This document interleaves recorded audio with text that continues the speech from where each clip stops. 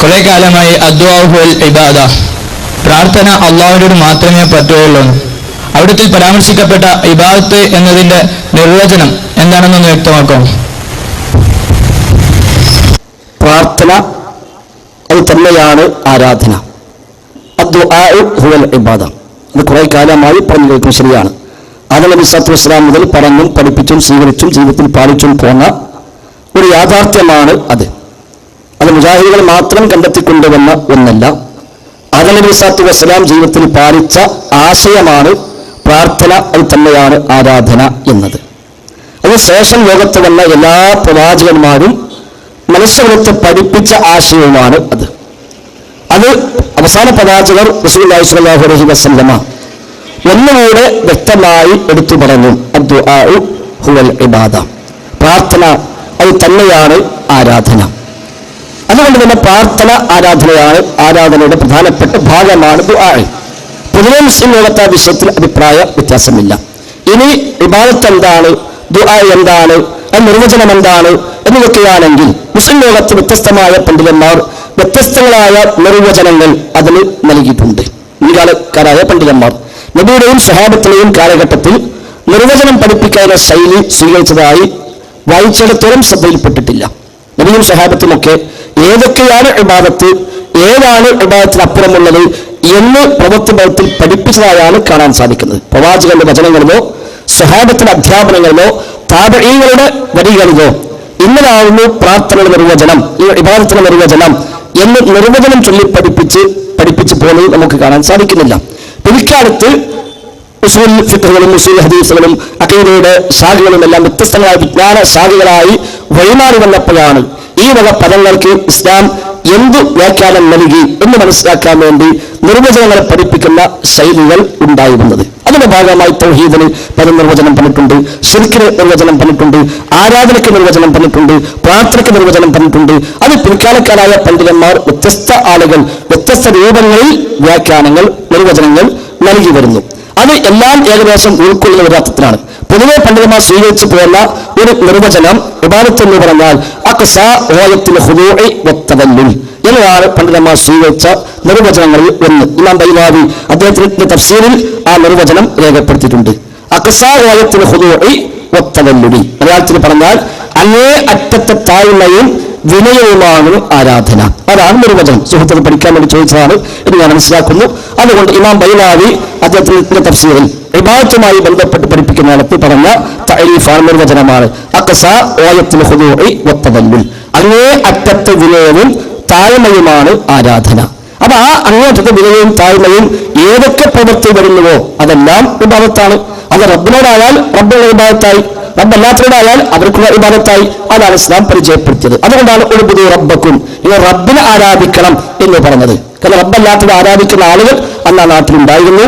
ലോകത്തെ പല കാലത്ത് പല നാട്ടിൽ പല ദേശങ്ങളിൽ ഉണ്ടായിട്ടുണ്ട്, ഇനി ഉണ്ടാവുകയും ചെയ്യും. അതുകൊണ്ട് അവയൊന്നും ഇബാദത്ത് അർഹിക്കുന്നില്ല. അങ്ങേ അറ്റത്തെ താഴ്മയും വിനയവും ഏതൊന്നിൽ ഉണ്ടാകുന്നുവോ അതെല്ലാം ഇബാദത്താണ്. അത് നിസ്കാരമാവട്ടെ, നോമ്പാവട്ടെ, സക്കാത്താവട്ടെ, ഹജ്ജാവട്ടെ, ദുആ ആവട്ടെ, പ്രാർത്ഥനയാവട്ടെ, മറ്റു ഏത് പ്രവർത്തനങ്ങളുമാകട്ടെ. ചിലപ്പോൾ ഭക്ഷണം ഒഴിവാക്കൽ പോലും ഇബാദത്ത്. അപ്പൊ നോമ്പതാണല്ലോ, നോമ്പ് എന്നത് ഭക്ഷണം ഒഴിവാക്കലാണ്, അത് ഇബാദത്താണ്. അതെന്താ ഭക്ഷണം കഴിക്കാൻ ഞങ്ങൾ ഇബാദത്താവുക? ഒരാൾ പകല് സുബഹി മുതൽ മഗ്‌രിബ് വരെ ഭക്ഷണം ഒഴിവാക്കി എന്ത് ചോദിച്ചപ്പോൾ അദ്ദേഹം പറഞ്ഞാൽ നോമ്പുകാരനാണ്. അത് ഇബാദത്താണ് നമ്മൾ മനസ്സിലാക്കും. അതിപ്പോ ഇബാദത്തായത്, അത് ഇബാദത്തായത് അങ്ങേ അറ്റത്ത് താഴ്മയും വിനയവും കാണിക്കാതിരുണ്ട്. അതെന്താ? സത്താവ് ആവശ്യപ്പെട്ടു സത്താവിന് വേണ്ടി അന്നപാളികളെ ഉപേക്ഷിക്കാൻ, അത് ഉൾക്കൊണ്ടുകൊണ്ട് ആ സത്താവിനുള്ള ഗുണദോഷങ്ങൾ ഭയന്നുകൊണ്ട് ആ ഭക്ഷണം അയാൾ ഉപേക്ഷിച്ചു, അത് ഇബാദത്തായി മാറി. എന്നാൽ ആ സത്താവ് സ്ഥാനത്ത് മറ്റൊരാളെ പേര് കാണിച്ചുകൊണ്ടാണ് നോമ്പെങ്കിലോ അയാൾക്ക് ഇബാദത്തായി മാറും. അതേപോലെ നേർച്ച ഖുർആൻ പഠിപ്പിച്ച ഇബാദത്താണ്. അല്ലാഹു തആല ആവശ്യപ്പെട്ടതും നമ്മോട് പൂർത്തിയാക്കാൻ പറഞ്ഞതുമായ ഒന്നാണ് നേർച്ച. യൂഫൂന ബിന്നദർ വയഖാഫൂന യൗമൻ കാന ശർറുഹു മുസ്തതീറ. നേർച്ച പൂർത്തിയാക്കുന്നവരാണ് വിശ്വാസികൾ എന്ന് ഖുർആൻ എടുത്തു പറയുന്നുണ്ട്. അവിടെ എന്താണ് നേർച്ച? ഒരാൾ സുന്നത്തായ പുണ്യമായ ഒരു കാര്യം സ്വയം നിർബന്ധമാക്കുന്നു, അതാണ് നേർച്ച എന്ന് പറയുക. പുണ്യമുള്ള മതത്തിൽ പ്രതിഫലാർഹമായ ഒരു കാര്യം സ്വയം നിർബന്ധമാക്കുന്നു. ഉദാഹരണമായിട്ട് ഒരാൾ അടുത്ത തിങ്കളാഴ്ച നോമ്പ് നോക്കാൻ നേർച്ചയാക്കി, ഇബാദത്താണ്. അടുത്ത തിങ്കളാഴ്ച നോമ്പ് നോക്കാൻ നേർച്ചയാക്കി, അത് ഇബാദത്താണ്. ഇന്ന് രാത്രി പോയി തഹജ്ജുദ് നിസ്കരിക്കാൻ നേർച്ചയാക്കി, അത് ഇബാദത്താണ്. ഒരാൾ ഖുർആൻ അല്പം ഓതാൻ നേർച്ചയാക്കി, യതീമിനെ സഹായിക്കാൻ നേർച്ചയാക്കി, പാവപ്പെട്ടവരെ സഹായിക്കാൻ നേർച്ചയാക്കി, ഒരു 10 സ്വലാത്ത് ചൊല്ലാൻ നേർച്ചയാക്കി. ഇതൊക്കെ ഇബാദത്തുകളാണ്. ഈ നേർച്ച ഇബാദത്ത് ഇത് അല്ലാഹുവിന് മാത്രം. യൂഫൂന ബിൻ നദർ, ഖുർആൻ പറഞ്ഞ നേർച്ച അല്ലാഹുക്കാണ്. നിലർത്തുക റഹ്മാനി സൗമ ഫദൻ ഉകല്ലിമ യൗമ ഇൻസിയ. റഹ്മാനായ റബ്ബിന് സുഹൃത്തുക്കൾ മറുപടി ശ്രദ്ധിക്കണില്ല, മറുപടി ശ്രദ്ധിക്കും. കഴിയല്ലോ, ഇത് അത് ഒപ്പം കേൾക്ക്, കഴിഞ്ഞിട്ട് നോക്കി. ഉത്തരം ശ്രദ്ധിക്കും. ചോദ്യം ചോദിക്കാൻ മാത്രം വന്നിരിക്കുക എന്നുള്ളത് ശരിയല്ലല്ലോ. അത്യാവശ്യമുള്ള ഫോൺ വന്നായിരിക്കും, ആയിക്കോട്ടെ, കുഴപ്പമില്ല, ശ്രദ്ധിക്കാം. അപ്പൊ ഇനി നിലത്തുൽ റഹ്മാന് സൗമ, ഞാൻ റഹ്മാനായ റബ്ബിന് നോമ്പ് നേർച്ചയാക്കിയിരിക്കുന്നു എന്നാണ് ഖുർആൻ ഇവിടെ പഠിപ്പിച്ചത്. അപ്പൊ നേർച്ച റഹ്മാനായ റബ്ബിനാണ് ഖുർആൻ എടുത്തു പറഞ്ഞത്. ആ നേർച്ച റബ്ബല്ലാത്തവർക്കായാലോ അവർക്ക് ഇബാദത്തായി. അപ്പൊ ജാമത്തിക്ക് നേർച്ചയാക്കി, തങ്ങൾക്ക് നേർച്ചയാക്കി, മുഹദ്ദീസിലേക്ക് നേർച്ചയാക്കി, അതല്ലെങ്കിൽ അമ്പലത്തിലേക്ക് നേർച്ചയാക്കി, എവിടേക്ക് പോയാലും അല്ലാഹു അല്ലാത്ത സത്താവല്ലാത്ത ഏത് സിറ്റിയിലേക്ക് നേർച്ച നേർന്നാലും അത് അവർക്ക് ഇബാദത്താണ്. അത് അവരെ അല്ലാഹുവോട് പങ്കുചേർക്കണം. എന്നതുപോലെ പ്രാർത്ഥന റബ്ബിനോട് നിർവഹിക്കുന്നുവെങ്കിൽ അത് അല്ലാഹുവിന്റെ ഇബാദത്താണ്. റബ്ബല്ലാത്ത ആരോട് നിർവഹിക്കുന്നുവെങ്കിലും അത് അവർക്കുള്ള ഇബാദത്തുമാണ്. അതുകൊണ്ട് ഇബാദത്തിന് പണ്ഡിതന്മാർ നൽകിയ നിർവചനമാണ് അഖ്സ ഗായത്തുൽ ഖുദൂഇ വത്തദല്ലുൽ എന്നുള്ളത്. മറ്റു ചില ചില നിർവചനങ്ങളും പണ്ഡിതന്മാർ നൽകിയിട്ടുണ്ട്. അതെല്ലാം ആശയത്തിൽ ഇതേ വചനത്തിന്റെ ആശയം ഉൾക്കൊള്ളുന്നത് തന്നെയാണ് എന്നതുകൊണ്ട് ഇത് മതിയാകും എന്ന് വിചാരിക്കുന്നു. സുഹൃത്തിന് കൂടുതൽ അറിയാമെന്നുണ്ടെങ്കിൽ അദ്ദേഹത്തിന് ചോദിക്കാം. നിങ്ങൾ പറഞ്ഞു ഒരാൾക്ക് വേണ്ടി ഭക്ഷണം ഒഴിവാക്കിയാൽ അത് അയാൾക്കുള്ള ഇബാദത്താവുന്നു. അപ്പോൾ റസൂലുള്ളാഹി സ്വല്ലല്ലാഹു അലൈഹി വസല്ലം തങ്ങൾ പറഞ്ഞു ഇന്നമൽ അഅ്മാലു ബിന്നിയാത്തി, അവിടെ അമലുകൾ ഉണ്ടാവുന്നത് നിയ്യത്തിന്റെ അടിസ്ഥാനത്തിൽ മാത്രമാണെന്ന്. ഒരു ഉമ്മ മകൻക്ക് ഭക്ഷണം കൊടുത്തിട്ടില്ല എന്ന കാരണത്തിൽ ആ പാവക്കുട്ടി ഇവിടെ പട്ടിണി എടുക്കുന്നത് എന്തൊരു കാരണത്തിനാണ്? ഉമ്മ ഭക്ഷണം കൊടുത്തില്ല എന്ന കാരണത്തിന് വേണ്ടി. അപ്പോൾ അത് ഉമ്മാക്കുള്ള ഇബാദത്താവോ? അല്ല, ആവില്ല. അവിടെയാണ് സുഹൃത്തിന് ഫോൺ വന്നപ്പോൾ കുഴപ്പം. അതായത് ഞാൻ പറഞ്ഞു ഇത്ര ശ്രദ്ധിക്കണം എന്ന് പറഞ്ഞത്. ചോദ്യം ചോദിക്കാൻ ഇത്ര ശ്രദ്ധിക്കാൻ നിൽക്കുക, പിന്നെ അതിനെ വീണ്ടും ചോദിക്കുമ്പോൾ ഇത്രയും ആളുകൾ സമയം പോവില്ലേ? ഒരുപാട് മനുഷ്യന്മാർ ശ്രമിക്കുന്നുണ്ട്. അവിടെയൊക്കെ സമയം നഷ്ടപ്പെടുത്തല്ലേ? അത് വിഭാഗത്താവില്ല, പേടിക്കണ്ട. അതേസമയം അല്ലാഹ്ക്ക് വേണ്ടി ഭക്ഷണം ഒഴിവാക്കുന്ന ഏത് അർത്ഥത്തിലാണോ അതാണ് ഞാൻ അവിടെ പ്രത്യേകം എടുത്തു പറഞ്ഞു. അക്സാഹുൽ അങ്ങേ അറ്റത്ത് താഴ്മയും വിനയവും. ആ വിനയം ഉമ്മാനെ മുമ്പിൽ സമർപ്പിച്ചുകൊണ്ടാണോ ഭക്ഷണം ഒഴിവാക്കുന്നത്? അത് വിഭാഗത്താണ് ഉമ്മാക്കുള്ളത്, സംശയമില്ല. ആ വിനയവും താഴ്മയും ഉമ്മാക്ക് സമർപ്പിച്ചുകൊണ്ട് ഇത് ഭക്ഷണം ഒഴിവാക്കണമില്ല. അത് ഉമ്മാക്ക് ആ മാനസികാവസ്ഥ എപ്പോൾ വകവെച്ചു കൊടുക്കുന്നുവോ അവിടെ പോലും ഉമ്മയെ റബ്ബിനോട് തുല്യമാക്കി. ഞാൻ ഒരു വിഷയം പറഞ്ഞുതരാം. ഹദീസിൽ വന്നൊരു ഉദാഹരണം സുഹൃത്തിന് പെട്ടെന്ന് മനസ്സിലാകാൻ വേണ്ടി. അബൂ വാഖിദ് ലൈസി റളിയല്ലാഹു അൻഹു ഇതൊരു സ്വഹാബിയാണ്. പിൽക്കാലത്ത് ഇസ്ലാമിലേക്ക് കടന്നു വന്ന, ആദ്യകാലത്ത് വന്നതല്ല, കുറച്ച് വൈകി ഇസ്ലാമിലേക്ക് വന്ന സ്വഹാബിയാണ് അബൂ വാഖിദ് ലൈസി റളിയല്ലാഹു അൻഹു. അദ്ദേഹം പറയുന്നു, ഞങ്ങൾ അല്ലാഹുവിന്റെ റസൂലിന്റെ കൂടെ ഖൈബറിലേക്ക് പുറപ്പെട്ടു. അങ്ങനെ പോകുന്ന വഴിയിൽ ഞങ്ങൾ ഹത്താ ഇദാ മറർനാ ബിശജറ, ഞങ്ങൾ ഒരു മരത്തിനരികെ കടന്നുപോയി. ആ മരത്തിന്റെ പ്രത്യേകത യുഖാലു ലഹു റാത്തു അൻവാത്ത്, ആ മരത്തിന്റെ പേര് റാത്തു അൻവാത്തു എന്നാണ്. അതായത് ഒരു മുള്ളു വൃക്ഷമോ കൊളുത്ത വൃക്ഷമൊക്കെ വേണമെങ്കിൽ മലയാളത്തിൽ അർത്ഥം വെക്കാം. റാത്തു അൻവാത്ത്, അതായത് ആ മരത്തിന്റെ സവിശേഷത അദ്ദേഹം പറയാം. ഞങ്ങളൊക്കെ പഴയ കാലത്ത് ഇസ്ലാമിലേക്ക് വരുന്നതിന് മുമ്പ് ഞങ്ങളൊക്കെ ചെയ്തിരുന്നത്, യുദ്ധങ്ങൾക്കൊക്കെ പോകുമ്പോൾ ഞങ്ങൾ ആയുധങ്ങൾ ആ മരത്തിൽ തൂക്കിയിടും. എന്നിട്ട് ആ ആയുധം എടുത്ത് പോയാൽ യുദ്ധത്തിന് പ്രത്യേകമായ വിജയം കിട്ടും എന്ന് ഞങ്ങൾക്ക് അന്ന് പഴയ കാലത്ത് ബഹുദൈവ ആരാധകരായിരുന്ന കാലത്ത് ഞങ്ങൾക്ക് വിശ്വാസമുണ്ടായിരുന്നു. ആ മരത്തിന് റാത്തു അൻവാത്ത് എന്നാണ് പേര്. ആ മരത്തിനരികെ ഞങ്ങൾ നബിയുടെ കൂടെ പോകുമ്പോൾ സ്വാഭാവികമായി വഴിയിൽ ആ മരം കണ്ടു.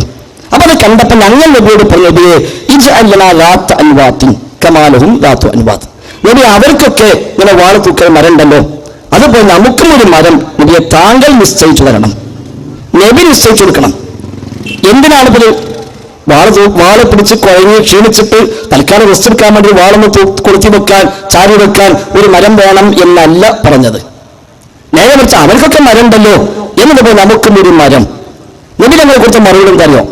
സുബ്ഹാനല്ലാഹ്, അല്ലാഹു എത്ര പരിശുദ്ധനാണ്, അല്ലാഹു എത്ര പരിശുദ്ധനാണ് എന്നിട്ട് പറഞ്ഞു, ഒരു ഇലാഹിനെ വേണമെന്ന് ചോദിക്കും പോലെയാകുന്നു ഇത്, ഒരു ഇലാഹിനെ വേണമെന്ന് ചോദിക്കും പോലെയാകുന്നു ഇത് എന്നാണ് റസൂലുള്ളാഹി സ്വല്ലല്ലാഹു അലൈഹി വസല്ലം തങ്ങൾ അത് പ്രതികരിച്ചത്. എന്തായിരുന്നാലും സ്വയം കഴിവുള്ള സമതായ ഇലാഹായ ഒരു മരം വേണം എന്ന് സ്വഹാബി ആവശ്യപ്പെടുക എന്ന് ഉറപ്പാണല്ലോ.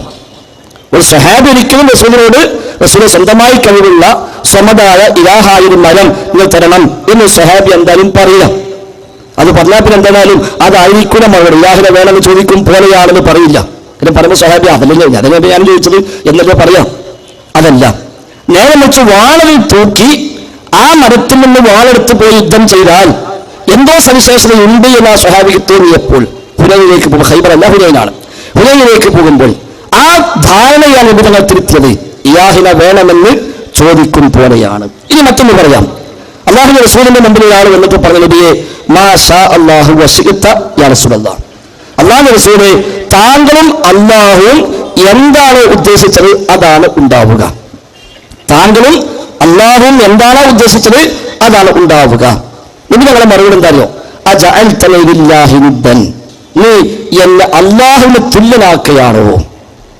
നീ എന്നെ അള്ളാഹുവിന് തുല്യനാക്കുകയാണ്, നിദ്ദാക്കുകയാണോ? നിദ്ദന തുല്യൻ, പങ്കുകാരൻ. ഞാൻ അടുത്ത ആയത്തിലല്ലോ, ഫലാ തജ്അൽ ലില്ലാഹി അൻദാദൻ. നിദ്ദൻ എന്നതിന്റെ ബഹുവചനമാണ് അൻദാദ്. നിങ്ങൾ അള്ളാഹുവിന് അൻദാദിനെ, നിദ്ദുകളെ നിശ്ചയിക്കരുത്. നബി ചോദിക്കുന്നു, നീ എന്നെ അള്ളാഹ്ക്ക് നിദ്ദാക്കുകയാണോ, തുല്യനാക്കുകയാണോ? ഒരിക്കലും ആ സ്വഹാബി തുല്യമാക്കിയിട്ടില്ല, ഉറപ്പല്ലേ? പക്ഷെ ആ വാക്ക് പോലും തൗഹീദിനെതിരാണ് എന്നാണല്ലോ അവിടെ പഠിപ്പിക്കപ്പെട്ടത്. അപ്പൊ അതുകൊണ്ട് തന്നെ ഉമ്മാക്ക് വേണ്ടി ആവട്ടെ, തങ്ങൾക്ക് വേണ്ടി ആവട്ടെ, ബീവിക്ക് വേണ്ടിയാകട്ടെ, ആർക്ക് വേണ്ടിയാണെങ്കിലും പരാമർശിച്ചല്ലോ, 5 മാൾ കൊടുത്തിട്ടേ മുല കിട്ടാൻ പാടുള്ളൂ എന്ന് തങ്ങൾ പറഞ്ഞു. അത് അയാൾ സ്വീകരിച്ചു. അത് തങ്ങൾക്കുള്ള വിഭാഗത്താണ്. തങ്ങൾക്കുള്ള വിഭാഗത്തോടെ ഭക്ഷണം ഒഴിവാക്കി. അത് തങ്ങൾക്കുള്ള വിഭാഗത്ത. എന്തുകൊണ്ട്? എന്റേത് ആ തങ്ങൾ പറഞ്ഞാൽ അതിൽ ചില അപ്രമാദിത്വങ്ങൾ, അതിൽ ചില ദിവ്യത്വങ്ങൾ, അതിൽ ചില സിദ്ധികൾ ഇദ്ദേഹം മനസ്സിലാക്കുന്നത്. അതാണ് അക്സാവാദത്തിൽ ഹുദൂഅ്, അങ്ങേ അറ്റത്ത് താഴ്മയും വിനയവും എന്ന് പണ്ഡിതന്മാർ മനസ്സിലാക്കിയത്. റസൂലും സ്വഹാബത്തുമെല്ലാം എവിടെയെല്ലാം ഏതിനെക്കുറിച്ചെല്ലാം ഇബാദത്ത് എന്ന് പരാമർശിച്ചു, ശിർക്ക് എന്ന് പരാമർശിച്ചു, ഏതൊക്കെ അനുവദിച്ചു എന്നത് മൊത്തത്തിൽ വിലയിരുത്തി മനസ്സിലാക്കിയിട്ട് അതിന്റെ സ്ഥാനത്തിലാണ് നിർവചനം ഉണ്ടാവുക. ആ നിർവചനമാണ് അക്സാവാദത്തിൽ ഹുദൂഇ വത്തദല്ലുൽ. സുഹൃത്തിന് ബോധ്യപ്പെട്ടുണ്ടാകുമെന്ന് വിചാരിക്കുന്നു. ഏതായാലും കൂടുതൽ ആളുകൾ ഈ വിഷയം പഠിക്കാനായി അദ്ദേഹത്തെ ചോദ്യം കൊണ്ട് ഈ നിലയ്ക്ക് നല്ല ചോദ്യങ്ങൾ ഇൻഷാ അല്ലാഹ് ഇനിയും പ്രതീക്ഷിക്കുന്നു. അല്ലാഹു സ്വീകരിക്കുമാറാവട്ടെ. ബൈലാവിൽ ആ ലൈൻ ഒന്ന് വായിച്ചോ, ഡയറക്റ്റ് കാണിച്ചിട്ട്. ബൈലാവിൽ ആ ലൈന് ഒന്ന് കാണിച്ചോ ഡയറക്റ്റ്. കിതാബ് കൊടുക്കാൻ കാണിച്ചോ? പിന്നെ ഞാനാ സംവാദം നടത്തുന്നത് നിങ്ങളല്ലേ? ബൈലാവിൽ ഉണ്ട് തന്നെ കാണിച്ചണ്ടേ? ഇവിടെ മുഖാമുഖം നടത്തുന്ന ഞാനോ നിങ്ങളോ? രണ്ടാളല്ല, സ്റ്റേജ് കെട്ടിയാളാണ്. സ്റ്റേജ് കെട്ടിയാളല്ല. തഫ്സീർ ബൈലാവിയിൽ ഇമാം ബൈലാവി യാ അയ്യുഹന്നാസ് ഉബ്ദു റബ്ബക്കും എന്ന് പറയുന്ന സൂറത്ത് ബഖറയിൽ 21-ാമത്തെ ആയത്തിന്റെ വ്യാഖ്യാനത്തിൽ എന്താണ് ഇബാദത്ത് എന്ന് പഠിപ്പിക്കുന്നിടത്ത് അദ്ദേഹം പറയുന്നു, അൽ ഇബാദത്തു അക്സാവാദത്തുൽ ഹുദൂഇ വത്തദല്ലുൽ. ഇല്ലെങ്കിൽ ഇല്ലാതെ പറഞ്ഞോളി. അപ്പോൾ ഇൻഷാ അല്ലാഹ് കിതാബ് കാണിച്ചു തരാം. നേരത്തെ പറഞ്ഞു അൽ ഇബാദത്തു ഹുവ അക്സ. ഇല്ല, അത് പറഞ്ഞിട്ടില്ല. ഹുവ പറഞ്ഞിട്ടില്ല. ഇടയ്ക്കിടയ്ക്ക് മാറുന്നുണ്ട്. രണ്ടാമത്, നിങ്ങളാണ് ഇവിടെ സ്റ്റേജ് കെട്ടിയിട്ട് സംശയങ്ങൾക്ക് പൂർത്തീകരണം നടത്തിത്തരാമെന്നുള്ള ഒരു പ്രഖ്യാപനത്തോടുകൂടെ പരിപാടി നടത്തുന്ന ആൾക്കാർ. അപ്പോൾ നിങ്ങൾ പൊതുജനങ്ങളെ ബോധ്യപ്പെടുത്തേണ്ട ബാധ്യത നിങ്ങളുടേതാണ്. അപ്പോൾ നിങ്ങളാണ് കിതാബ് കാണിച്ചിട്ട് എൻ്റെ സംശയം തീർത്തേണ്ടത്. നിങ്ങൾ ബൈലാവി എടുത്ത് കാണിച്ചു തരണം. മനുഷ്യനാണ് ഞാനും, നിങ്ങളും മനുഷ്യനാണ്. നിങ്ങൾക്ക് ഒരുപക്ഷെ തെറ്റ് പറ്റിയേക്കാം. അപ്പോൾ നിങ്ങൾ പറയുന്നത് സത്യമാണോ കളവാണോ പൊതുജനങ്ങളുടെ മുമ്പിൽ വെച്ച് തീർത്തു തരണം. പൊതുജനങ്ങൾക്കെല്ലാം ബോധ്യപ്പെട്ടിട്ടുണ്ട്. കേട്ട എല്ലാവർക്കും മനസ്സിലായിട്ടുണ്ട്, താങ്കൾക്കും മനസ്സിലായിട്ടുണ്ട്. വെറുതെ സമയമല്ലല്ലോ. ഇല്ല, എനിക്ക് മനസ്സിലായിട്ടില്ല.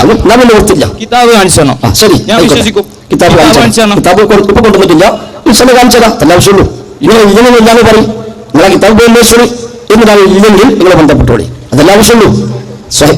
തഫ്സീർ ബൈലാവിയിൽ സൂറത്തുൽ ബഖറയിലെ 21-ാമത്തെ ആയത്തിന്റെ വ്യാഖ്യാനത്തിൽ യാ അയ്യുഹന്നാസ് ഉബ്ദു റബ്ബക്കും ലദീ ഖലഖക്കും വല്ലദീന മിൻ ഖബ്ലിക്കും ലഅല്ലക്കും തത്തഖൂൻ എന്ന ആയത്ത് വിശദീകരിക്കുമ്പോൾ എന്താണ് ഇബാദത്ത് എന്ന് ചർച്ച ചെയ്യുന്നിടത്ത് ആ ഭാഗമുണ്ട്.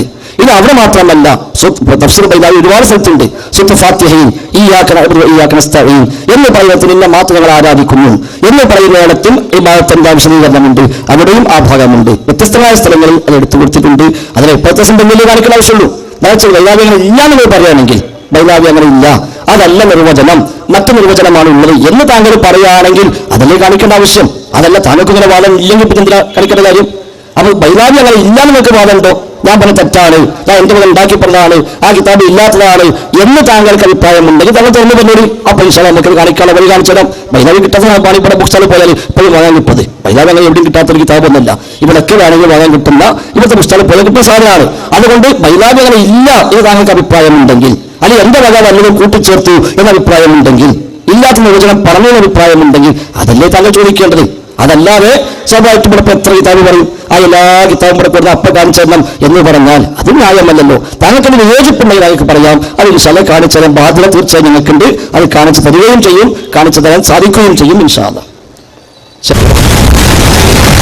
ഞാൻ പഠിച്ചത് നിങ്ങൾ അതിൽ വായിച്ചത് ബൈലാവിലെ ആ ഇബാറത്ത് വായിച്ചത് പകുതി കട്ടിട്ടാണ്. കാരണം ഞാൻ ഫുള്ള് വായിച്ചതാണ്. അല്ല ഇബാറത്ത് വായത്തിൽ ഉലൂഹിയ റബ്ബാണ് എന്ന് വിശ്വസിച്ചുകൊണ്ട് അങ്ങേയറ്റത്തെ വണക്കത്തോടുകൂടി ഒരാൾക്ക് ഭയപ്പെടുമ്പോൾ മാത്രമേ ആരാധനയുള്ളൂ. നിങ്ങൾ അവിടെ റബ്ബാണ് എന്നുള്ള വിശ്വാസം എന്നുള്ള ആ ഭാഗം കട്ടിട്ട വായിച്ചത്. റബ്ബാനെ വിശ്വാസം അടങ്ങിയ മഴത്തിക്കാർ ഉലൂഹിയാണ് റബ്ബാനെ വിശ്വസിക്കാനല്ല. മഴത്തിക്കാർ ഉലൂഹിയാണ് റബ്ബാനെ വിശ്വസിക്കില്ല. അത് ഇവിടെ കിട്ടി ഉലൂഹിയത്തിന്റെ ഉലൂഹിയത്തിന്റെ അർത്ഥം എന്ത്? പിന്നെ എന്താ റബ്ബിന്റെ അർത്ഥം? അതോ ആരാധനോ ഇലാഹിനോ? ഇയാന്റെ പര്യായ പദമാണ് റബ്ബ് എന്നുള്ള രക്ഷിതാവ്. ഇയാക്കൻ ആബുദു അയ്യാക്കൻ അൽഹംദുലില്ലാഹി റബ്ബിൽ ആലമീൻ. ആ ശൈലി നിർത്തിക്കല്ല, ചോദ്യം പൂർണ്ണമായിട്ട് ഉത്തരം കേൾക്കാം. അൽഹംദുലില്ലാഹി റബ്ബിൽ ആലമീൻ, ലോകരക്ഷിതാവായ റബ്ബിനെ ഞാൻ ആരാധിക്കുന്നു. അവിടെയുള്ള റബ്ബിന്റെ അർത്ഥം റബ്ബിനാണ്. റബ്ബല്ലത്തിലേക്ക് പോകുമ്പോഴോ അറബിനെയാണ് ഉദ്ദേശിച്ചിട്ടുള്ളൂ. അതല്ലേ വിഷയം. അള്ളാഹ്ക്ക് സമർപ്പിക്കുന്ന റബ്ബിനെ, റബ്ബല്ലാത്ത സമർപ്പിക്കുമ്പോൾ ഇബാദത്താവില്ല എന്നർത്ഥം. റബ്ബല്ലാത്തവർക്ക് ഇബാദത്ത് സമർപ്പിച്ചാൽ ഇബാദത്ത് ആവുകയില്ല എന്നാണ് നമ്മൾ മനസ്സിലാക്കുന്നത്. ചോദ്യത്തിന് ഉത്തരം പറഞ്ഞത് നിങ്ങൾ മനസ്സിലാക്കാൻ ചോദിച്ചത് ഇങ്ങോട്ട് ചോദ്യം ചോദിക്കുന്നത് നിങ്ങളുടെ ഉദ്ദേശം എന്തെന്ന് ചോദിക്കണേ. റബ്ബാവൂല അങ്ങനെ ഞാനൊരു വാക്യം പറഞ്ഞിട്ടില്ല. സുഹൃത്തെ എന്താണ് എന്തിനാ നിങ്ങൾ പറഞ്ഞത്? നിങ്ങൾ എന്തിനാ ഇത് ഉദ്ധരിക്കുന്നത്? തഫ്സീർ വൈകാരി ഞാൻ ബാക്കി കട്ടിന് പറഞ്ഞല്ലോ. തഫ്സീർ വൈകാരി 4 വാലുണ്ട്, ഒരു വരി മാത്രമല്ല 4 വാലുകളാക്കി. അത് ഫുള്ള് ഞാൻ കട്ടുവാണെങ്കിൽ പറഞ്ഞോളൂ. തെളിവുള്ളിപ്പുള്ളി തഫ്സീർ വൈകാരി 4 വാല്യമാണ്. അത് ബാക്കി ഒന്നും ഞാൻ വായിച്ചിട്ടില്ല. അത് ബാക്കി ഫുള്ള് ഞാൻ കട്ടു, ആകെ ഒരു വായിച്ചിട്ടുള്ളൂ എന്ന് വേണമെങ്കിൽ പറഞ്ഞൂടെ.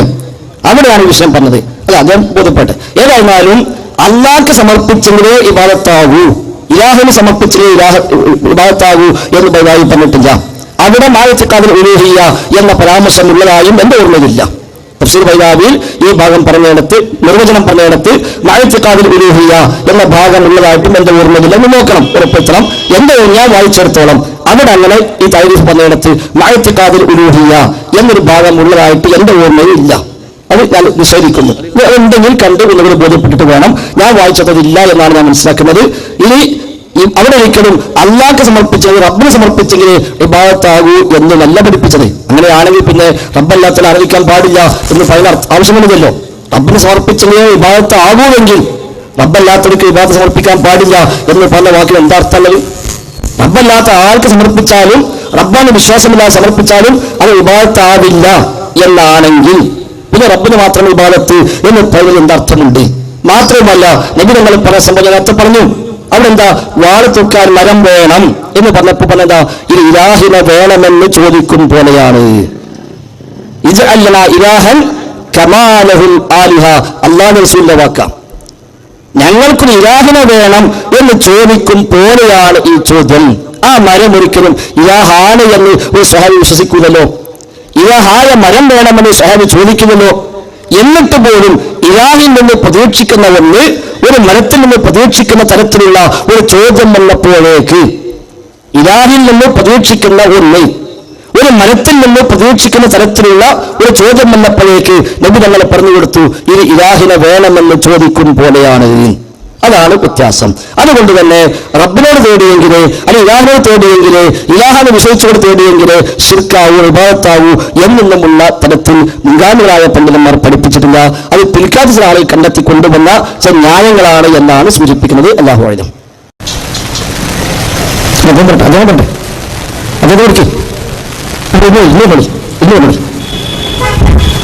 എന്നെ എണ്ണൂറ്റി ചോദിക്കാൻ സമ്മതിക്കാത്തത് ബഹുമാനിച്ചതല്ലേ? അല്ല, എനിക്ക് ആദ്യം പറയണ്ടേ? അപ്പൊ നിങ്ങൾ പറഞ്ഞത് നേരത്തെ സ്വഹാബി ഒരു മരത്തിന് പകരം നമുക്കൊരു മരം തരുമെന്നുള്ളത് ചോദിച്ചപ്പോ അത് ഇലാഹിന് തുല്യമായ ഒന്നിനെ തരുമെന്നാണ് നിങ്ങൾ ചോദിച്ചതെന്നാണ് പറഞ്ഞത്. അങ്ങനെയാണെങ്കിൽ സുലൈമാൻ നബി അലൈഹിസ്സലാത്തു വസ്സലാം ബിൽഖീസ് രാജ്ഞിയുടെ കൊട്ടാരം ഷാമാണെന്ന് എന്റെ ഓർമ്മ. അന്നത്തെ വൈദൂരം അനുസരിച്ച് 2 മാസം അപ്പുറത്തുള്ള 2 മാസം സഞ്ചരിച്ചാൽ എത്തുന്ന ബിൽഖീസ് രാജ്ഞിയുടെ കൊട്ടാരത്തിൽ നിന്ന് അവരുടെ സിംഹാസനം എനിക്ക് ആരാണ് എത്തിച്ചേരുക എന്ന് അവിടെയുള്ള ഹാളിറായ ജിന്ന് മനുഷ്യവർഗത്തിനോട് ചോദിച്ചപ്പോൾ ജിന്നിൽപ്പെട്ട ഒരാൾ പറഞ്ഞു, നിങ്ങൾ ആ സ്ഥലത്ത് നിന്ന് എഴുന്നേൽക്കുന്നതിന് മുമ്പ്, അഥവാ ഉച്ചയാണെന്നാണ് എന്റെ ഓർമ്മ, അതിന് മുമ്പ് ഞാൻ എത്തിച്ചേരാമെന്ന് പറഞ്ഞു. അപ്പോൾ പിന്നെയും ചോദ്യം രണ്ടാമത് ആവർത്തിച്ചപ്പോൾ ഇൽമുള്ള ഒരാള് ഞാൻ നിങ്ങളുടെ കണ്ണുകൂട്ടി തുറക്കുന്നതിന് മുമ്പ് എത്തിച്ചേരാന്ന് പറഞ്ഞു. അങ്ങനെയാണെങ്കിൽ ഇവിടെ 2 മാസത്തിന് അപ്പുറത്തുള്ള ഒരു വസ്തു എത്തിക്കുക എന്നുള്ളത് അതും ഇലാഹിന് തുല്യമായ ഒരു ചോദ്യം ഇപ്പോഴുള്ള ഒരു മനുഷ്യനെ ചെയ്യാൻ പറ്റും, അതും അബോധികമായ കാര്യമല്ലേ? എങ്ങനെയാണെങ്കിൽ സുലൈമാൻ നബി അലൈഹി സ്വലാം ശിർക്ക് ചെയ്ത ആളാണെന്ന് നിങ്ങൾ വാദിക്കുന്നത്? അല്ല, അൽഹംദുലില്ലാഹ്, നല്ല ചോദ്യം. അല്ലെങ്കിൽ എപ്പോഴും മർമ്മത്തിലേക്ക് വരുന്നുണ്ട്. സുലൈമാൻ നബി സ്വല്ലല്ലാഹു അലൈഹി വസല്ലം ശിർക്ക് ചെയ്തിട്ടില്ല, അബോധികമായ കാര്യം തേടിയിട്ടുമില്ല, അബോധികമായ കാര്യം ഉണ്ടായിട്ടുമില്ല. അൽഹംദുലില്ലാഹ്, ഖൈർ. നമുക്ക് ഇതന്നെ വേണ്ടത്. അവിടെ ഉച്ചയ്ക്ക് മുമ്പ് ഞാൻ കൊണ്ടുവരാം, അതന്നെയാണ് വ്യത്യാസം. അതാണ് വ്യത്യാസം. قال إفريت من الجن أنا آتيك به قبل أن تقوم من مقامك. സൂറത്തുൽ നംലിലാണ് ആ വചനമുള്ളത്. സുലൈമാൻ നബി സ്വല്ലല്ലാഹു അലൈഹി വസല്ലം സൈന്യങ്ങൾ മനുഷ്യന്മാർ മാത്രമല്ല, പിശാചുക്കൾ, ജിന്നുകൾ, അതേപോലെ പക്ഷികൾ, മൃഗങ്ങൾ, കാറ്റുകൾ, ഇതെല്ലാം സുലൈമാൻ നബിയുടെ സൈന്യമാണ്. ആ സൈന്യത്തെ മൊത്തം വിളിച്ചു കൂട്ടിയിട്ട് സുലൈമാൻ നബി സ്വല്ലല്ലാഹു അലൈഹി വസല്ലം അവിടെ ചോദിക്കുകയാണ്, അയ്യുക്കും യഅ്തി ബി അർശിഹാ ഖബ്ല അൻ യഅ്തൂനി മുസ്ലിമീൻ. ഹുദുഹുദ് എന്ന മരംകുത്തിയെ കാണാതായി സൈന്യത്തിൽ. അപ്പൊ അന്വേഷിച്ചു ഹുദുഹുദ് എവിടെ പോയി, കാരണം പെർമിഷൻ വാങ്ങാതെ പോകാൻ പാടില്ല എന്നാണ്. അത് അഭൗതികാണോ? അല്ല, മരംകുത്തി പോണതും പിന്നേക്ക് ഭൗതികമാണ്. ആ മരംകുത്തിക്ക് പോകണമെങ്കിൽ സുലൈമാൻ നബിക്ക് പെർമിഷൻ കൊടുക്കണം. അതാണ് സുലൈമാൻ നബിയുടെ സവിശേഷത. അങ്ങനെ പെർമിഷൻ ഇല്ലാതെ പോയി. പിന്നെ വന്നപ്പോൾ അന്വേഷിച്ചു എന്താണ് പ്രശ്നം. അപ്പൊ മരംകുത്തി പറഞ്ഞു, ഞാനിങ്ങനെ സബയിൽ നിന്നാണ് വരുന്നത്, ബിനബഇൻ യഖീൻ, ഉറപ്പുള്ള വാർത്തയുമായാണ്. സബയിൽ ഒരു രാജ്ഞിയുണ്ട്, അവർ സൂര്യനെ ആരാധിക്കുന്നു, അവർക്ക് കുറെ അനുയായികളുമുണ്ട്, അത് ഞാൻ അവരെ കണ്ടു, ആ രൂപവുമായിട്ടാണ് ഞാൻ വന്നിരിക്കുന്നത്. സുലൈമാൻ നബി സ്വല്ലല്ലാഹു അലൈഹി വസല്ലം അവരിലേക്ക് പ്രബോധനവുമായി വീണ്ടും നിയോഗിക്കുന്നു, കത്തയച്ചിട്ട് പറയുന്നു, ഇസ്ലാം സ്വീകരിച്ചു സൂര്യനെ ആരാധിക്കാൻ പാടില്ല, സൂര്യന്റെ സിത്താവിനെയാണ് ആരാധിക്കേണ്ടത്, അതുകൊണ്ട് ഇത് ശരിയല്ല എന്ന് പറഞ്ഞു. ദൂരം കൊടുത്തയക്കുന്നു. ആ രാജ്ഞി തന്റെ സൈന്യങ്ങളുമായി കൂടിയാലോചിക്കുന്നു. അവസാനം അവർ തീരുമാനിക്കുന്നു, ശരി, നമുക്ക് ഇസ്ലാം സ്വീകരിച്ച് സുലൈമാൻ നബിയുടെ കൂടെ പോയി കൂടാം.